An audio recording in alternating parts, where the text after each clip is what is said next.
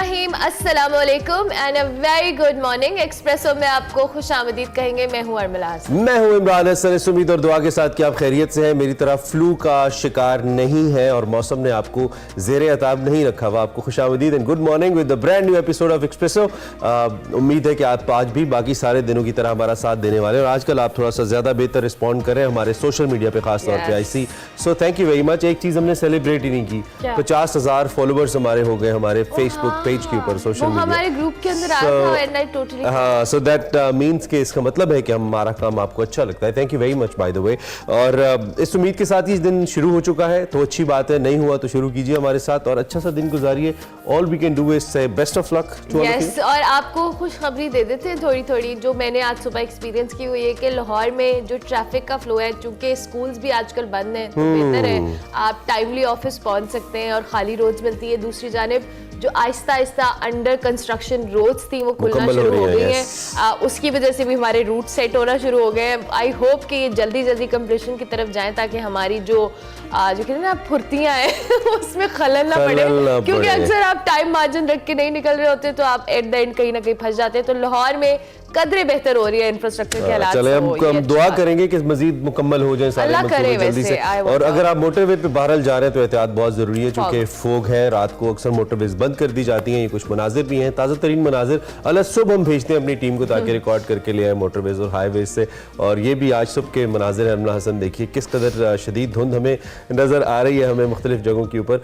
ये I believe ring road के मनाजिर हैं, ये रिंग रोड है यहाँ और ये मोटरवे के मनाजिर भी इसमें कुछ मिक्स ही विजुअल्स हमें देखने को मिल रहे हैं। तो be safe everyone if you are travelling out of city, जा रहे हैं कहीं भी जा रहे हैं तो आप ख्याल से जाएं, क्योंकि और फॉग के अंदर प्लीज हीरो बनने की कोशिश ना करें और गाड़ी आहिस्ता चलाएं क्योंकि ये बहुत जरूरी होता है। 800 सीसी से 1800 का काम मत लें, ये भी आप फास्ट एंड फ्यूरियस नहीं कर रहे। चलो जी, इससे काम कर रहे हैं। पहले कि हमारी नसीहतें खत्म नहीं होंगी और इनमें कई नसीहतें ऐसी हैं जिसमें हम खुद कम अमल करते हैं। तो आप किस से फॉग वाली पे गुड सिटीजन, बैड सिटीजन। अच्छा जी, पाकिस्तान क्रिकेट टीम के हवाले से बात कर लेते हैं, जिसके स्टार ऑलराउंडर शादाब खान को पंजाब पुलिस का डीएसपी बना दिया गया है। कोई भी मसला हो आपका, कोई चालान हो जाए, डीएसपी शादाब खान, छोटे मुंडे नु पुलिस फाड़ लवे तुसी शादाब खान को कॉल कर रही है कि भाईजान मसला हो गया। खैर ऐसा बिल्कुल नहीं है। हमारे पंजाब का कल्चर है, जानने वालों को फोन करते हैं। आईजी पंजाब और एडिशनल आईजी पंजाब जो है उन्होंने उन्हें एजाजी डीएसपी के रैंक्स लगाए। ये मनाजिर भी आपको दिखा रहे हैं। कौमी क्रिकेटर हैं, ऑलराउंडर हैं शादाब खान, इस्लामाबाद यूनाइटेड के कप्तान है। उनकी सेंट्रल पुलिस ऑफिस में आईजी डॉक्टर उस्मान अनवर साहब से मुलाकात हुई और पंजाब पुलिस ने शादाब खान को अपना ब्रांड एम्बेसडर मुकर्रर किया है। इसका मकसद जो पुलिस का इमेज है या लोगों के साथ एक इंटरेक्शन है उसको बेहतर करना है। क्रिकेटर जी शादाब खान ने पंजाब पुलिस का यूनिफॉर्म पहना, वैसे वो लग डीएसपी रहते हैं। शादाब खान साहब ने जी एजाजी डीएसपी मुकर्रर करने पर आईजी पंजाब को सल्यूट किया और उन्होंने कहा कि कभी सोचा नहीं था कि पंजाब पुलिस का हिस्सा बनूंगा। हमेशा अपना किरदार भरपूर अदा करने की कोशिश करूंगा। बवक्त जरूरत पंजाब पुलिस के लिए उन्होंने कहा मैं हमेशा दस्तयाब हूं। दूसरी जानिब आईजी पंजाब ने भी कहा जी कि पाकिस्तान के स्टार प्लेयर का एम्बेसडर मुकर्रर होना पंजाब पुलिस के लिए बड़ा खुशाइन बात है। एज इमरान सेठ के बड़ा अच्छा इमेज जाता है कि इस तरह के लोग जो स्टार प्लेयर्स होते हैं या स्टार्स होते हैं जिन्हें लोग फॉलो करते हैं, उनको इस तरह की को एजाजी रैंक देना ताकि वो एज ए एम्बेसडर उस डिपार्टमेंट को या उस चीज को रिप्रेजेंट करें। ये डेफिनेटली लोग इससे सीखते भी हैं और कुछ उनका जो कहते ना रवादारी वाला मामला भी बढ़ जाता है कि चूंकि इन लोगों की फैन फॉलोइंग बहुत ज्यादा होती है तो इदारे के लिए इन लोगों की वजह से भी थोड़ा सा समझना इदारे के लिए आसान होता है। वैसे इससे पहले शाहीन शाह अफरीदी आपको याद होगा क्वेटा पुलिस के लिए, क्वेटा पुलिस के लिए right, I hope I am correct, उनके लिए उनको ब्रांड एम्बेसडर बनाया गया था और वो उनके वालिद भी आई बिलीव पुलिस में जॉब कर चुके हैं, शाहीन शाह अफरीदी साहब के। और दूसरी तरफ जो फखर जमान है उनको पाकिस्तान नेवी ने एजाजी रैंक्स लगाए थे लेफ्टिनेंट के। सो वो भी एज एम्बेसडर ही उनके लिए भी काम कर रहे थे। So it's positive. हमने कहा चले अलग सुबह आपको डीएसपी शादाब खान से मिलाएं जो कि फिल वक्त टीम से इंजरी की वजह से आउट है। और अब हम आपको बताएंगे अपने स्टार प्लेयर के हवाले से। King Babar Azam, international cricket council ICC ने जी प्लेयर्स की नई रैंकिंग जारी की है।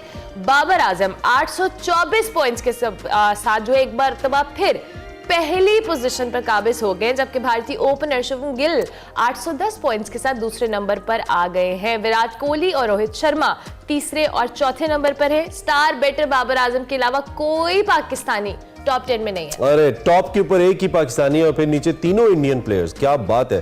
फखर जमान साहब अलबत्ता 14वें नंबर पे, हाँ वो विराजमान है। बॉलर्स की अगर बात करें तो पाकिस्तान के शाहीन शाह अफरीदी इस वक्त 9th पोजीशन पे है। साउथ अफ्रीका के स्पिनर केशव महाराज पहले नंबर पर विराजमान है। टी20 बैटर्स भारत के सूर्या कुमार यादव, आपको मालूम है बड़े जबरदस्त किस्म के हिटर हैं, उनका पहला नंबर है। टी20 में वैसे बहुत जल्दी रैंकिंग्स बदलती हैं। पाकिस्तानी जो विकेट कीपर है मोहम्मद रिजवान बड़े कंसिस्टेंट रहे हैं, वो दूसरे, जबकि साउथ अफ्रीका के एडन माकरम तीसरे, और बाबर आजम टी20 के अंदर इस वक्त चौथे नंबर पे है। देयर वाज अ टाइम जब ये सारे फॉर्मेट्स के अंदर बाबर वाज नंबर 1। हम अगर बॉलर्स की बात करें तो इंग्लिश बॉलर आदिल रशीद साहब जो है अफगान स्पिनर राशिद खान को पीछे छोड़ा है, उन्होंने पहली पोजीशन उनसे छीन ली है। इसी तरह जो रवि बिश्नोई है इंडिया के, वो तीसरे नंबर पर है। और इनमें भी अगर पाकिस्तानी बॉलर्स की बात करें, this is very unfortunate, Pakistani कोई बॉलर यहाँ पे भी नहीं है। We been having star spinners, मतलब इतने अच्छे मुश्ताक, इससे पहले कादिर साहब, मुश्ताक अहमद, सकलैन मुश्ताक, एक अच्छी हमारे पास लॉट रही है इसमें, सईद अजमल, लेकिन इस वक्त नहीं है। सो उम्मीद करते हैं कि कोई हमारा स्पिनर भी अच्छा स्पिनर होगा। Babar Azam is on the top, ये सबसे अच्छी बात है, क्योंकि आगे पीछे हुई थी उनकी रैंकिंग, लेकिन अब वो एक बार फिर नंबर 1 पे आ गए। So we are really proud of him. Obviously as a nation हम बाबर आजम को द किंग बाबर आजम कहते हैं। सो हमने कहा सुबह सुबह क्रिकेट से रिलेटेड अच्छी खबरें, एक को डीएसपी बना दिया, एक रैंकिंग एक को नंबर 1 बना दिया, एक को नंबर 1 बना दिया, और आप जिंदगी में क्या चाहते हैं और आप जिंदगी चाहते हैं, आपको नंबर 1 की इतनी खबरें दी है, लेकिन अब सियासत में कौन नंबर 1 आने की कोशिश करेगा, इस पे हम बात करेंगे आज की बड़ी खबर में।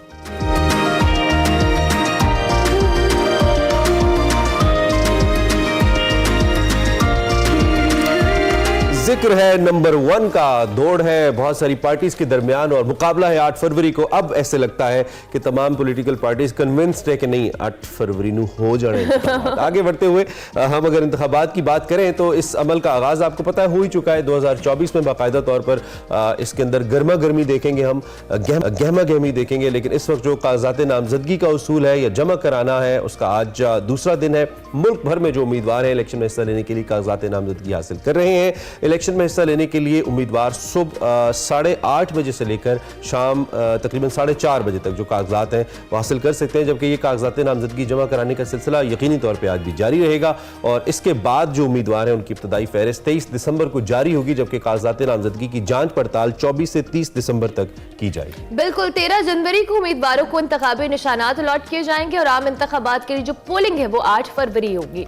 इस पर अपने नुमाइंदगान से हम बात करेंगे कि किस शहर में किस सियासी लीडर ने कागजात नामजदगी के लिए और कौन कहां से इलेक्शन लड़ा है। मगर इसके साथ साथ जी कल तहरीक इंसाफ के जो चेयरमैन हैं बैरिस्टर गौहर अली खान, उन्होंने मीडिया से गुफ्तगू करते हुए कहा कि इस वक्त बानी पीटीआई जेल में कैद है, लेकिन उन्होंने इंतखाबात लड़ने की ख्वाहिश का इजहार किया है और बानी पीटीआई जो है मियां वाली, लाहौर और इस्लामाबाद से इलेक्शन लड़ेंगे। साथ साथ उन्होंने ये भी कहा कि बानी पीटीआई के कल से जो कागजात नामजदगी है कल उनसे वो दस्तखत कराएंगे। मुझे आज जेल में सादा कागज ले जाने की इजाजत नहीं दी गई।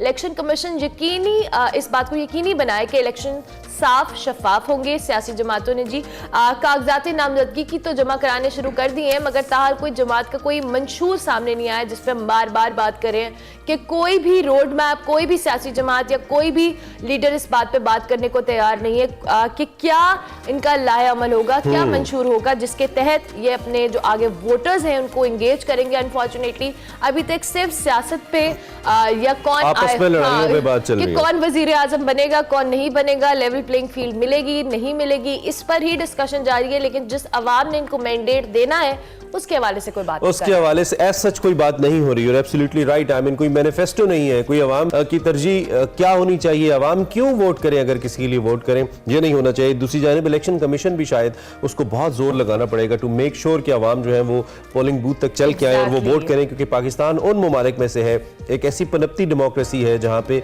लोग बहुत ज्यादा वोट के लिए नहीं निकलते। दो इलेक्शंस का मैं जिक्र कर लेता हूँ, अच्छा टर्नआउट रहा था, लेकिन ऐसा सिग्निफिकेंट टर्नआउट नहीं रहा जैसे डेवलप ममालिक के अंदर रहता है कि अवाम ज्यादा निकले, और उसकी बुनियादी वजह इलेक्टोरल प्रोसेस के ऊपर अवाम का डिस्ट्रस्ट है। हमने कोशिश की है कि हम मुख्तलिफ शहरों से एज अमला सेड आपको अपडेट करें। हमारे साथ 3 मुख्तलिफ शहरों से नुमाइंदा रिपोर्टर्स मौजूद हैं, then we also have an expert opinion. और मैं चाहूंगा आप जरा इंट्रोडक्शन। बिल्कुल, पेशावर से हमारे साथ विसाल यूसुफजई होंगे और हमारे साथ जो गेस्ट हैं उनके हवाले से बात करें तो सलमान आबिद साहब हमारे साथ मौजूद हैं, सीनियर एनालिस्ट, उन को खुशामदीद कहते हैं, बहुत शुक्रिया Thank you so much. कि आपने हमें ज्वाइन किया। जनाब, सबसे पहले तो हम पेशावर का ही रुख कर लेते अच्छा, हमारे पास और रिपोर्टर्स भी हैं ज्वाइन कर चुके हैं। हमें आमिर फारूक ने भी ज्वाइन कर लिया from Karachi and Haroon from Lahore से हमें। ठीक है, बहुत शुक्रिया। सबसे पहले फिर हम कराची का रुख कर लेते हैं। कराची से आमिर फारूक चूंकि हमारे साथ मौजूद है। आमिर फारूक, हमें इस हवाले से बताइएगा कि हम कागजात नामजदगी को डिस्कस करें कि जमा कराने शुरू कर दिए, हमें ताज़ा तरीन अपडेट दीजिएगा, कौन कौन से रहनुमा हैं जिन्होंने कागजात नामजदगी जमा करवा दिए हैं, क्या सूरत हाल है? देखिए, इस दफा कराची मरकज़ निगाह होगा, इंतखाबी दंगल का बड़ा मैदान होगा। क्योंकि मुस्लिम लीग नून के जो सदर हैं वो भी कराची से गालिब इम्कान ये है कि लड़ेंगे। मुकामी क़यादत उनके लिए फॉर्म हासिल कर चुकी है और इम्कान इस बात का जाहिर किया गया है कि आज ही शहबाज शरीफ के फॉर्म जमा करा दिए जाएंगे NF 242 की माड़ी से। इससे इसी तरह जो अगर MQM के सरबरा कन्वीनियर डॉक्टर खालिद मकबूल सिद्दीकी की बात करें तो वो भी कराची से इलेक्शन लड़ेंगे। दीगर जमातों के जो बिलावल भुट्टो खास तौर पर, चूंकि पिछली मरतबा उनकी रिवायती सीट है, उनके खानदान के दीगर अफराद भी वहां से लड़ते रहे और जीतते रहे, लेकिन चूंकि बिलावल भुट्टो वहां से पिछले 2018 के इलेक्शन में हार गए थे, तो अब ये देखना है कि कौन सी सीट का चुनाव करते हैं, वही लियारी सी सीट का या फिर वो मलिक के किसी और हल्के का चुनाव करते हैं। कराची में जो मजमूई तौर पर कौमी असम्बली की नशिस्तें वो 22 हैं और जबकि सिंध असम्बली की नशिस्तें 47 है। इसके अलावा एक और मरहला भी है सियासी जमातों के लिए, वो है मखसूस नशिस्तों का, कि सिंध असम्बली में खवातीन की जो तादाद है मखसूस नशिस्तों की वो 29 है, जबकि 9 अक़लियतों की सीटें हैं। इसी तरह कौमी असम्बली में जो सिंध का कोटा है खवातीन की मखसूस नशिस्तों का वो 14 है, जिनके रिटर्निंग अफसर chief election commissioner Sindh Sharifullah है। वहां पर कागजात नामजदगी वसूल और जमा करने का सिलसिला जारी है। आज दूसरा रोज है, लेकिन अगर हम देखें तो पहले रोज सिर्फ 16 फॉर्म जमा हुए। अच्छा। कौमी और सूबाई दोनों असेंबली मिला के, यानी 69 अगर रिटर्निंग अफसरान थे और उनके पास सिर्फ 16 की तादाद में फॉर्म जमा हुए, जिनमें अगर आप सर फहरिस्त देखें तो मुस्तफ़ा कमाल हैं जो MQM के डिप्टी कन्वीनर हैं, जिन्होंने NA 242 के उसी हल्के से अपना फॉर्म जमा कराया है जहां पर शहबाज शरीफ मुस्लिम नून के सदर का गालिब इम्कान ये है कि वहां पर वो आज अपने कागजात नामजदगी जमा कराएंगे। तो इस तरह 3 बड़ी सियासी जमातें हैं जो उनके सरबराहान का यहाँ पर इलेक्शन में हिस्सा लेंगे। इसके अलावा दीगर जो इंतखाबी इत्तेहाद हैं और सियासी जमातें हैं वो भी कराची को इस दफा मरकज़ निगाह बनाई हुई है। अब देखना यह है कि इलेक्शन कमीशन से चूंकि 3 जमातों ने मुतालबा किया है कि कागजात नामजदगी जमा कराने के वक्त तक तौसी की जाए, जिसका अब देखना यह है कि इलेक्शन कमीशन ऑफ पाकिस्तान क्या फैसला करे। ओके आमिर, वापस आते हैं आपकी तरफ। हमें हारून भी ज्वाइन कर रहे हैं फ्रॉम लाहौर। पाकिस्तान का दिल कहा जाता है लाहौर को। हारून, क्या अपडेट्स है लाहौर को लेकर आपके पास? कौन कौन सी आम शख्सियात, आई मीन इस वक्त मुझे लगता है इस्लामाबाद से ज्यादा तो महवर पॉलिटिक्स का लाहौर है, तो क्या लाहौर के हवाले से क्या है आपके पास जो शेयर कर पाएंगे आप हमें? जी बिल्कुल, इस वक्त लाहौर में भी जो है इंतखाबी दंगल बिल्कुल सच चुका हुआ है और कल से जो है कागजात नामजदगी हासिल करने और जमा करवाने का सिलसिला जो है शुरू है और अब जुम्मे के दिन यानी कि 22 दिसंबर को जो है इसका आखिरी रोज होगा। कल जो है बहुत बड़े बड़े नामों ने जो लाहौर से अपने कागजात नामजदगी हासिल कर लिए थे, क्योंकि अब लाहौर के अंदर एक नई पार्टी का भी इजाफा हुआ था, इस्तेहकाम पार्टी, तो इस हवाले से अब उसके भी जो कैंडिडेट हैं वो भी मैदान में उतर चुके हैं। पाकिस्तान मुस्लिम लीग नून के जो सदर हैं मियां शहबाज शरीफ साहब, उन्होंने NA 128 से अपने कागजात नामजदगी हासिल किए थे। इसके अलावा वो PP की एक सीट 158 से भी जो है इलेक्शन लड़ रहे हैं। इसके अलावा अगर हम देखते हैं तो इस्तेहकाम पार्टी के जो सदर हैं अलीम खान, उन्होंने भी एक कौमी असेंबली के एक हल्के से जो अपने कागजात नामजदगी हासिल किए। इसके अलावा वो साथ लाहौर की एक PP की सीट से भी जो है इलेक्शन लड़ रहे हैं। जो साबिक एक मिनिस्टर थे मियां असलम इकबाल, उन्होंने भी अपने कागजात नामजदगी 171 PP से हासिल किए। नजीर चौहान जो पहले तहरीक इंसाफ का हिस्सा थे, फिर पाकिस्तान मुस्लिम लीग नून में शामिल हो गए थे, उन्होंने भी अपने कागजात नामजदगी हासिल किए। मखसूस नशिस्तों का जो है वो भी सिलसिला जारी है। खवातीन में जो इस वक्त पाकिस्तान तहरीक इंसाफ की एक जो मुकामी एक्टिविस्ट, सोशल मीडिया एक्टिविस्ट थी सनम जावेद, उनके वालिद ने भी कागजात नामजदगी हासिल किए। और कभी इम्कान यह है कि अगर पाकिस्तान मुस्लिम लीग नून की रहनुमा मरियम नवाज साहिबा जो इलेक्शन में हिस्सा लेती हैं तो उनके मध्य मुकाबिल 150 से जो है वो इलेक्शन भी लड़ेंगी। 150 में सनम जावेद मरियम नवाज के अगेंस्ट इलेक्शन लड़ने का इरादा रखती हैं, आप ये कह रहे हैं?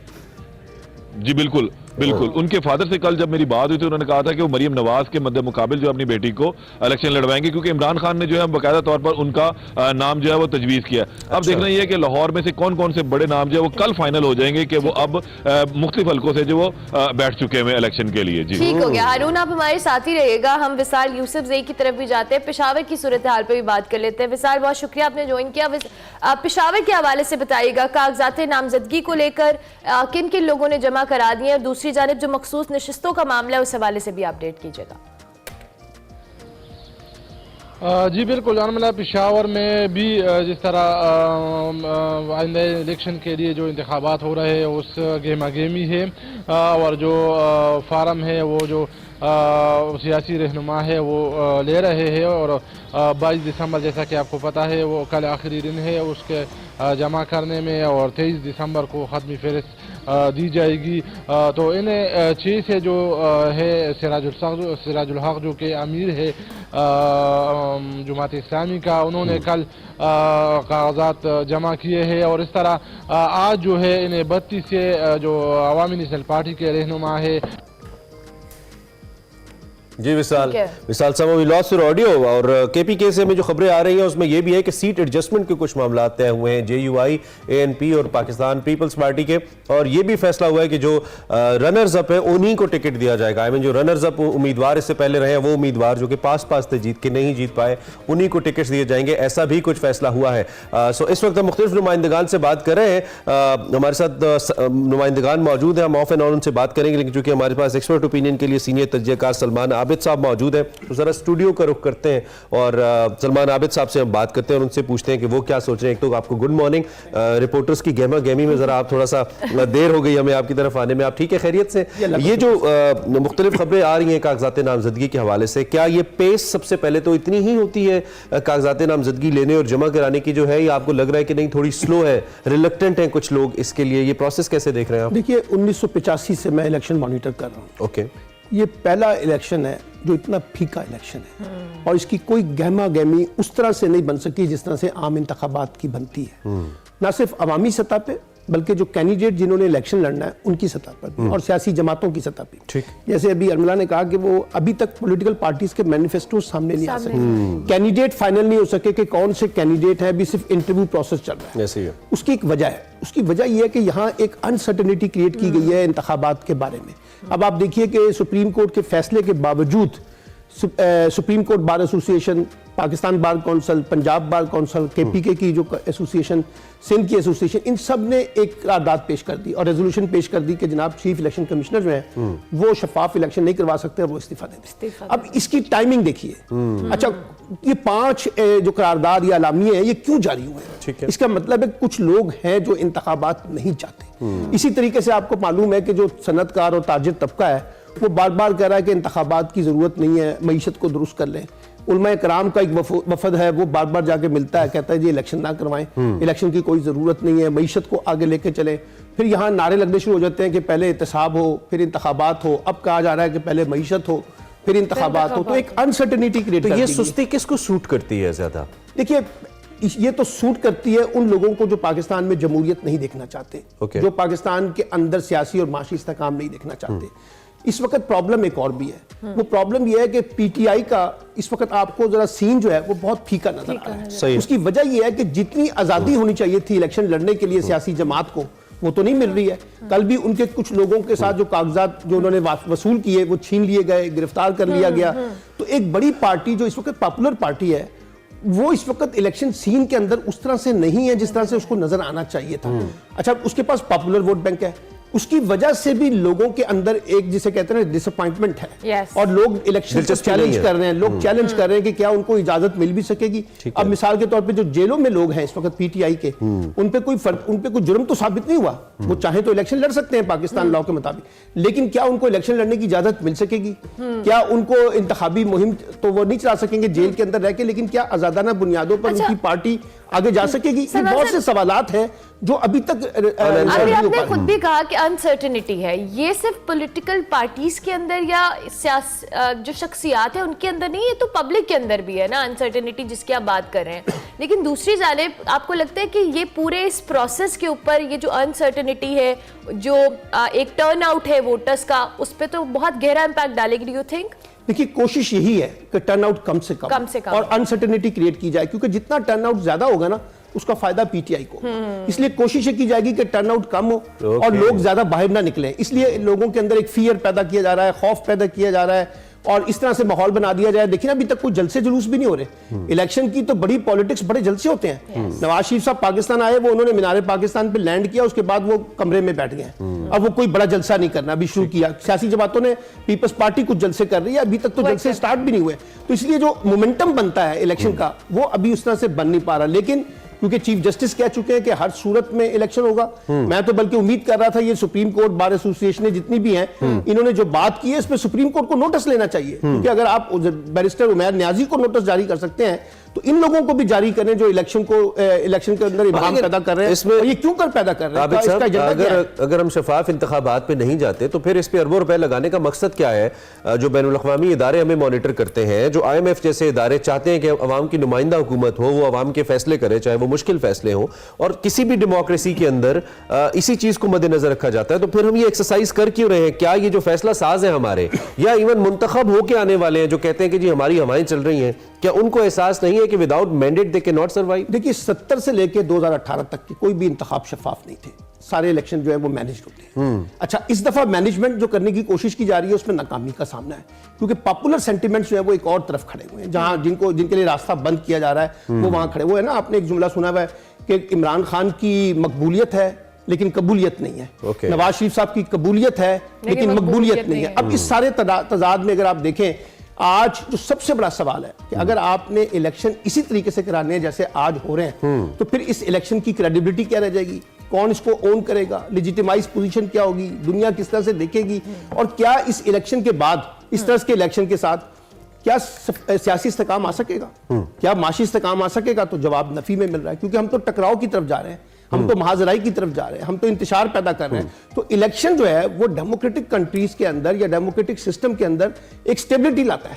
अगर हमारे यहाँ इलेक्शन ने स्टेबिलिटी नहीं लानी, जैसे 2013 के अंदर धरना हो गया, फिर 2018 के इंतखाबात को PMLN चैलेंज करती है, उससे पहले के इंतखाबात को चैलेंज किया जाता है। एक और बड़ा मसला है, हमारे यहाँ जो इलेक्शन हारता है वो धांधली का करना शुरू कर देता है। कोई एक्सेप्ट नहीं करता अपनी शिकस्त को, जो जीतता है वो कहता है इससे ज्यादा शफाफ इलेक्शन ही कोई नहीं है। तो इस डायलेमा के अंदर ये जो सारा कुछ चल रहा है, इससे ज्यादा इबाम पैदा हो रहा है। ठीक हो गया। हमारे रिपोर्टर्स भी चूंकि हमारे साथ मौजूद थे, मोहम्मद हारून, विसाल यूसुफजई और आमिर फारूक, कराची, पेशावर और लाहौर से हमें अपडेट कर रहे थे। आप तीनों का बहुत शुक्रिया कि आपने हमें ज्वाइन किया, दो कि आप लोग अपनी फील्ड रिपोर्टिंग कर रहे हैं और ऑब्वियसली आपसे ऑन एंड ऑफ अपडेट भी लेते रहेंगे कि कागजात नामजदगी के हवाले से क्या होगा। सलमान आबिद साहब, इन द एंड ये जो भी हम बात कर रहे हैं कि अनसर्टेनिटी के साथ साथ जो पब्लिक में पॉपुलैरिटी है, अभी पीपल्स पार्टी में काफी हद तक एक्टिव नजर आ रही है, जबकि नून लीग के हवाले से आपने नवाज शरीफ साहब के हवाले से कहा कि ड्राइंग रूम सियासत कर रहे हैं। तो इस सारी सूरत हाल में आपको क्या लगता है कि जो पार्टीज हैं उनमें पॉपुलैरिटी या वोटर्स को एंगेज करने के लिए कौन सी पार्टी इस वक्त सबसे ज्यादा एफर्ट पुट कर रही है? देखिए, कोशिश तो इस वक्त PMLN सबसे ज्यादा कर रही है, क्योंकि पंजाब के अंदर एक बड़ी लड़ाई है, पानीपत की जंग है। तो PMLN की पूरी कोशिश है कि वो वोटरों को कैच कर सके। लेकिन पिछली जो 16 माह की हुकूमत है शहबाज शरीफ की, वो उनके लिए लाइबिलिटी बनी हुई है। परफॉर्मेंस उनकी उस तरह से है नहीं, लोग उनको चैलेंज कर रहे हैं। और यही PMLN के लिए इस वक्त सबसे बड़ी डिसअपॉइंटमेंट है कि जो इमरान खान की पॉपुलैरिटी को नवाज शरीफ की आमद के बाद कम होना चाहिए था, वो कम नहीं हुई बल्कि बढ़ी है। लेकिन PTI तो भी इलेक्शन कैंपेन नहीं कर रही, उसका वोटर तो भी घर बैठा हुआ है, लेकिन उसके बावजूद उनका वोट बैंक इंटैक्ट है, क्योंकि जितने सर्वे आ रहे हैं वो तो जाहिर ये करते हैं। इसलिए मुझे लगता है कि पॉपुलैरिटी वर्सेस कबूलियत वाला जो मामला है ना, इसके दरमियान मुकाबला है। लेकिन मैं एक और बात बताऊं, इसमें जो सबसे टर्निंग पॉइंट है ना, वो यूथ का है। ठीक है, 18 से 35 साल के जो 5,77,90,000 वोटर हैं, वो टोटल वोट के 46% है।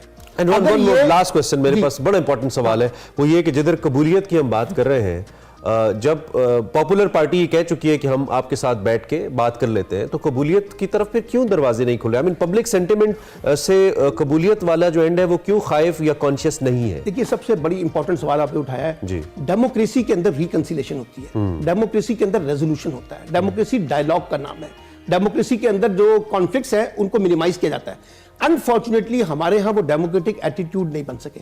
हमारे यहाँ सियासी इख्तलाफ सियासी दुश्मनी की शक्ल इख्तियार कर गए और उसकी वजह से हमने एक दूसरे को दुश्मन समझ लिया। जो डायलॉग की स्पेस है वो कम होती जा रही है और उसका नतीजा ये है कि कॉन्फ्लिक्ट जो है वो ज्यादा स्पेस ले रहे हैं। तो जब तक आप डायलॉग के साथ नहीं जाएंगे, एक दूसरे को कबूल नहीं करेंगे, आप दोनों तरफ कह रहे हैं, दोनों तरफ। इसमें पीटीआई को भी अपना जो बड़ा हार्ड स्टांस है उसमें पीछे हटना पड़ेगा, एस्टैब्लिशमेंट भी है, उसमें दीगर पॉलिटिकल फोर्सेस भी हैं। जब तक पाकिस्तान में रिकंसिलेशन नहीं होगी, और ये ट्रू रिकंसिलेशन, सिर्फ इस वजह से नहीं कि सिर्फ इख्तिदार लेना है हमने, यानी इस मुल्क के जो अभी इन्होंने कहा ना कि सवाल के आम आदमी का मसला कहां है। अब आप देखिए इस वक्त की जो पॉलिटिक्स हो रही है इसमें कहीं आपको आम आदमी का मसला नजर आ रहा है? ये जो भी पिछले 4-5 दिनों के अंदर गैस के बिल आए हैं और जिस शिद्दत के साथ बिल आपको आए हैं, आपको पिछली तारीख में कभी 6-6, 7-7 हजार के गैस के बिल नहीं मिले। लेकिन इसका मतलब यह कि आम आदमी की सियासत बहुत पीछे रह गई है और यहाँ ताकत की सियासत। और मुझे लगता है सलमान भाई कहीं ना भरोसे का बहुत बड़ा मसला है, डेफिसिट बहुत ज्यादा है। सलमान आबिद साहब सीनियर तजिया राय का इजहार करते मुल्क की मौजूदा सियासी सूरत हाल पर, उससे पहले हमने सभी शहरों से, बड़े शहरों से अपने रिपोर्टर साहिबान से भी बात की। Welcome back to Express. सफर शर्त आपको दिखाते हैं, कुछ कुदरती झीलें होती हैं और कुछ मसनूई बनाई जाती हैं। आज वकार मलिक साहब कुछ ऐसे ही मसनूई मामलात पे बात कर रहे हैं। इसका क्या फायदा होता है, मकसद क्या होता है और फिर इसका असर क्या होता है, इसी पे बात करते हैं। सफर शर्त देखते हैं।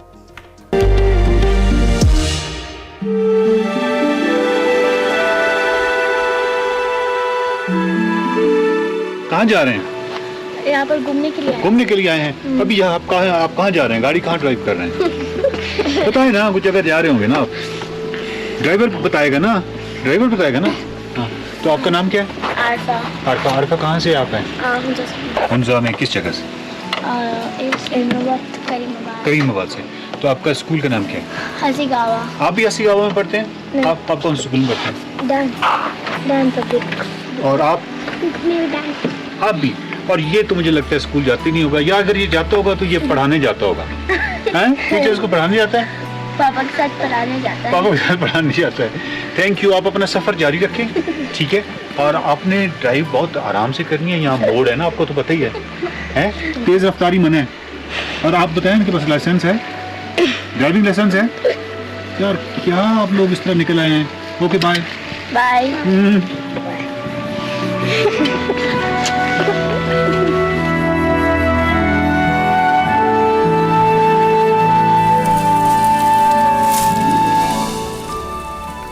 अस्सलाम वालेकुम नाज़रीन, मैं हूं वकार अहमद और आप देख रहे हैं सफ़र है शर्त।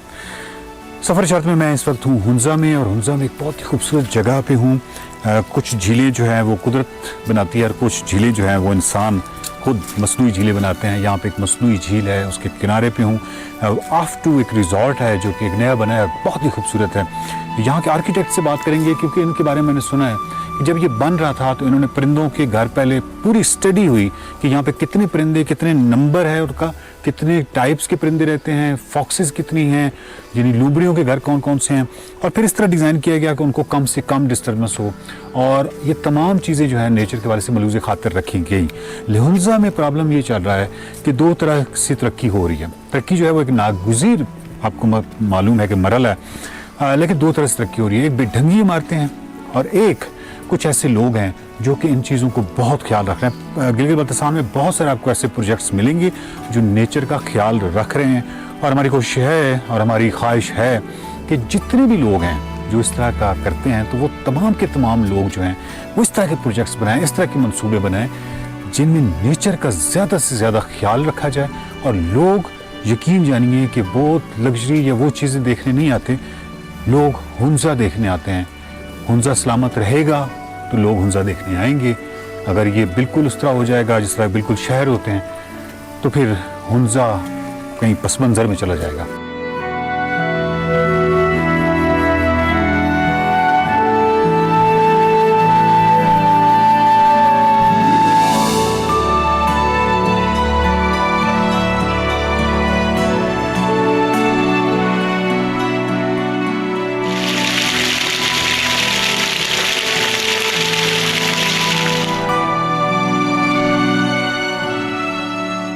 जैसे कि हम कह रहे थे कि हुंजा जो है वो तब्दीली के नागुज़ीर मराहल से गुजर रहा है और ये मराहल नागुज़ीर हैं।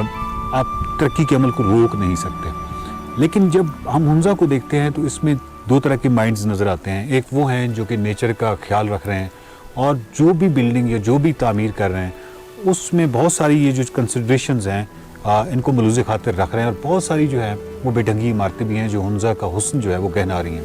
मेरे साथ रहीम खान साहब बैठे हैं जो कि आर्किटेक्ट हैं और ये जिस जगह आफ्टू में हम बैठे हुए हैं ये इन्होंने डिज़ाइन किया है। जो आर्किटेक्चर है वो सारा इनके जो ज़हन है उसका तख़य्युलाती जो ताकत है उसकी पैदावार है, तो ये सारे इन्होंने डिज़ाइन किया है। रहीम खान साहब ये बताएं कि एक तो ये जो बुनियादी चीज़ें क्या थी जब आप इसको डिज़ाइन कर रहे थे। उससे पहले ये जगह मुझे मालूम है कि ये मुकम्मल जंगल था। जी जी बिल्कुल ऐसे ही है। जो मेन कॉन्सेप्ट हमारा यही था कि नॉर्मली लोग जब होटल बनाते हैं तो कोशिश ये करते हैं कि बिल्डिंग बनाएं और उसके अंदर एक लेविश किस्म का एक कमरा बनाएं जिसमें गेस्ट आके सुकून से रहे। ठीक है। उसके बरक्स हम ये सोचते हैं कि जो होटल का जो रूम होता है ना वो मिनिमम यूज़ होता है। गेस्ट आपका आता है नेचर के लिए घूमने फिरने जाता है, रात को आके उसने कोई 7-8 घंटे सोने होते हैं। रूम इतने टाइम के लिए ही चाहिए आपको। बाकी टूरिस्ट आता है घूमने फिरने, इलाका देखने, ग्रीनरी देखने, पहाड़ देखने, तो हमने ये कोशिश की है कि विद इन रिजॉर्ट इस तरह की एक्टिविटीज़ को ज़्यादा से ज़्यादा रखें। हम हुंजा एक्सपीरियंस कर सकते हैं। हुंजा एक्सपीरियंस एग्जैक्टली यही है। बाकी रूम हमने ये नहीं कि मतलब इसके क्वालिटी पर हमने कंप्रोमाइज़ किया है। साथ साथ ये होता है कि यहाँ की जो वेदर कंडीशंस है ना वो आरसीसी कंस्ट्रक्शन के लिए फिजिबल नहीं है। यहाँ का टेम्परेचर आपने देखा होगा एकदम से गिर जाता है। गर्मियों में कुछ गर्मी भी होती है, लेकिन जो हमारा लोकल कंस्ट्रक्शन स्टाइल है ना, वुडन छत और उसके ऊपर मिट्टी, ये हमारे वेदर को बहुत अच्छे तरीके से कंट्रोल रखता है। गया जी, ये जितने भी आप छत देख रहे हैं इसमें वुडन राफ्टर्स यूज़ हुए हैं, उसके ऊपर प्लैंक्स हैं, फिर हमने प्लास्टिक और उसके ऊपर मिट्टी डाली हुई है। यहाँ पे क्योंकि जंगल था मुझे याद है, तो यहाँ पे परिंदों के हवाले से आपने कोई इकदाम उठाए कि वो परिंदे जो हैं वो डिस्टर्ब ना हो? जी, न सिर्फ परिंदे बल्कि यहाँ पे जो वाइल्ड एनिमल्स थे उनका भी हमने वो किया हुआ है। जैसे लोमड़ियाँ बहुत होती थी यहाँ पे। अच्छा, ठीक है। परिंदे बेशुमार किस्म के परिंदे हुआ करते थे। अभी हमने उनकी जो घोंसले कहें या जो भी है उनको हमने छेड़ा नहीं है। न चाहते हुए कुछ दरख्त हमें काटने पड़े जो हमारे हट के लोकेशन पे आ रहे थे, लेकिन हमने फिर अगेन जब कंस्ट्रक्शन हमारी कंप्लीट हुई है उसके बाद हमने एफॉरेस्टेशन बहुत की है और हम हर साल करेंगे। ये हमारा वो है जो आपने परिंदों के लिए घर बनाए। जी, परिंदे उनमें भी रहते हैं। अच्छा, उनमें भी रहते हैं। और ये पौंड जो है, पौंड की वजह से भी सर्दियों के जो परिंदे ना वो आके यहाँ पे रहते हैं। और लोमड़ियों के भी आपने कुछ घर बनाए थे? लोमड़ियों के नहीं, लोमड़ी का भी हमारे बनाए घर में नहीं रहता। अच्छा, उनके घरों के साथ हमने छेड़ा नहीं है। ओके, ठीक जी। और बहुत सारी जगह ऐसी हमने रखी जहाँ पे ह्यूमन इंटरफेरेंस नहीं है, जहाँ पे वो लोमड़ियाँ आराम से रहती हैं और रात को आपको कभी कभार आवाज़ें भी आती होंगी। तो ये और यही सबसे खूबसूरती है। ये बताएं कि ये जो झील है इसके बारे में ये भी है कि यहाँ पे आइस हॉकी के हवाले से भी लास्ट ईयर कालबन आइस हॉकी यहाँ खेली गई। लास्ट ईयर हमने बच्चों को यहाँ पे प्रैक्टिस करवाया है। ठीक है जी। इस साल हमारा प्रोग्राम है यहाँ पे आइस हॉकी का पूरा एक इवेंट मुनक्किद करें। मुकम्मल तौर पे फ्रीज हो जाती है? बिल्कुल फ्रीज हो जाती है। और जो एक्सपर्ट हैं आइस हॉकी के वो इस पानी और इस जगह को बड़ा फिजिबल करार दे रहे हैं, तो जो हमारे लिए बहुत अच्छा है। और यहाँ के जो सराउंडिंग के बच्चे हैं हम उनको फ्री माहौल देते हैं। यहाँ पे बहुत से बच्चों ने यहाँ आके सीखा है आइस हॉकी। जी, आइस हॉकी। तो यह हमारे लिए एक तो खुशी की बात है कि बच्चे एक एक्स्ट्रा स्किल सीख रहे हैं यहाँ। फूलों से ढका हुआ है ये सारी जगह।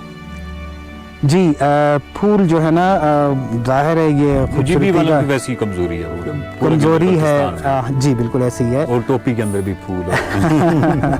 बस वो सिंबल ऑफ ब्यूटी है ना, टोपी के अंदर रखते हैं। एक हम फूल हैं, एक गुलदान।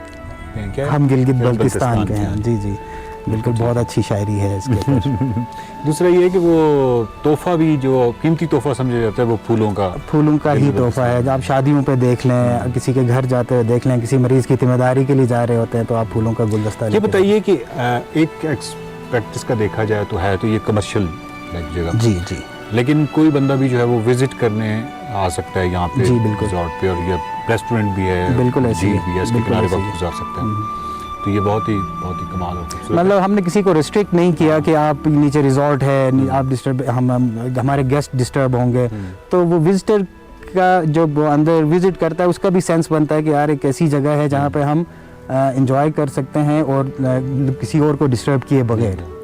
तो एक साइड पे जब प्राइवेट सेक्टर इतनी अच्छी जगह बना रहा है, जी, हुंजा को खूबसूरत कर रहा है, जी, तो जो सरकारी जो हुकूमत है, सरकार और प्राइवेट सेक्टर जो है ये इस तरक्की के अमल में मुझे इकट्ठा चलते हुए नहीं दिखाई देते। यानी आप यहाँ पे शानदार जगह बना दें जो अमेरिका, यूरोप और बहुत सारी जगहों से लोग अट्रैक्ट होकर यहाँ पे आएँ, लेकिन वो तो एक स्पॉट होगा ना, आप वहाँ पे बना सकते हैं। जी, सड़कें, जी, इसी सड़कों से आना है, जी, एनर्जी के मसाइल, जी, यहाँ पे पूरा हुंजा जनरेटर की आवाज़ से गूंज रहा है, बिल्कुल ऐसे ही है। 22 घंटे बिजली है ही नहीं। बदकिस्मती हमारी। तो ये सफ़र जब तक इकट्ठा नहीं होगा तो मेरा नहीं ख्याल कि फिर सेहत के लिए, फिरों के लिए तो दोनों का इकट्ठा होना ज़रूरी है। एग्जैक्टली ऐसे ही है। आप ये देख लें कि किसी ज़माने में ये हमारा एक हाई पॉइंट है दुईकर के नाम से ना, ईगल नेस्ट भी जिसको बोलते हैं, वहाँ पे किसी ज़माने में बहुत कच्ची सड़क थी, सिर्फ जीप के अलावा कोई और गाड़ी जा नहीं सकती थी। उस वक्त तक वहाँ पे हार्डली 2 या 3 होटल्स होंगे जो, हाँ जी, ऐसे ही था। लेकिन जब सड़क बनी उसके बाद तो अभी देखें वहाँ पे अच्छा खासा टूरिस्ट फ्लो है, आप आम सी गाड़ी भी वहाँ पे जा सकती है। तो ये आपकी बात बिल्कुल ज़बरदस्त मिसाल है। तो इसके अलावा भी है कि चले आप मुश्किल रास्ते से भी आ सकते हैं किसी खूबसूरत जगह पे। मुझे ये होता है कि एक जो फ़ख्र नहीं होता अपने मुल्क पे, जी जी, कि बाहर से टूरिस्ट आ रहा है तो उस पे जो एक इमेज है हमारा, ये जो जनरेटर्स का इतना जो नॉइज़ है, जो शोर है, बिल्कुल ऐसे ही है। वो क्या इमेज लेके जा रहा है कि इनकी सड़कें कैसी हैं और इनकी जो एनर्जी के मसाइल हैं वो कैसे हैं, और ये तमाम चीज़ें जो हैं ये इस खित्ते में हल हो सकती हैं। रन ऑफ द बिल्कुल हो सकती हैं, बिल्कुल हो सकती हैं। बिजली ना होने की वजह से हमारे यहाँ पे देखें ना, दूसरे ये इफेक्ट भी हैं कि जंगल कट रहे हैं। अब घरों में इलेक्ट्रिसिटी प्रॉपर होगी तो वो फिर उस एनर्जी से कोई प्रोडक्शन करेंगे हीटिंग का। अब जंगल कट रहे हैं, फिर उसकी वजह से धुआं उठ रहा है, माहौल फ़ज़ा आपका साफ़ नहीं रहता। तो ये इश्यूज़ हैं, इन सब को ना, बिजली की हो गई, सड़क की हो गई, इंटरनेट जो अभी बिल्कुल बर्निंग इशू है यहाँ पे, इंटरनेट की हो गई, ये सारी चीज़ें गवर्नमेंट ही प्रोवाइड कर सकता है। एक और हल, खैर वो आप आर्किटेक्ट हैं, बेहतर जानते हैं, बट मुझे ऐसे लग रहा है जैसे इसका अगर मड होता, लोग होती बाहर की, जी जी, शायद ये सफ़ेद, हाँ बिल्कुल ऐसे ही है। अब देखें, मशवरा देना हमारी जिम्मेदारी होती है, बाकी अल्टीमेट क्लाइंट के भी कुछ फैसले होते हैं ना, तो जो क्लाइंट जिस तरह से वो करता है उस तरह से भी चलना पड़ता है। हम 100% मोटिवेट नहीं कर सकते हैं क्लाइंट को, कुछ उनके भी अपने ब्यूटी मेजर्स होते हैं, तो वो उस मुताबिक, ये हमारे फिर क्लाइंट के खुशी की खातिर था। लेकिन ये है कि अब ये परमानेंट नहीं है, ये आप जैसे लोगों के व्यूज़ आते रहेंगे तो हम इनको चेंज करते रहेंगे। थैंक यू रहीम सर, बहुत बहुत शुक्रिया, थैंक यू सो मच।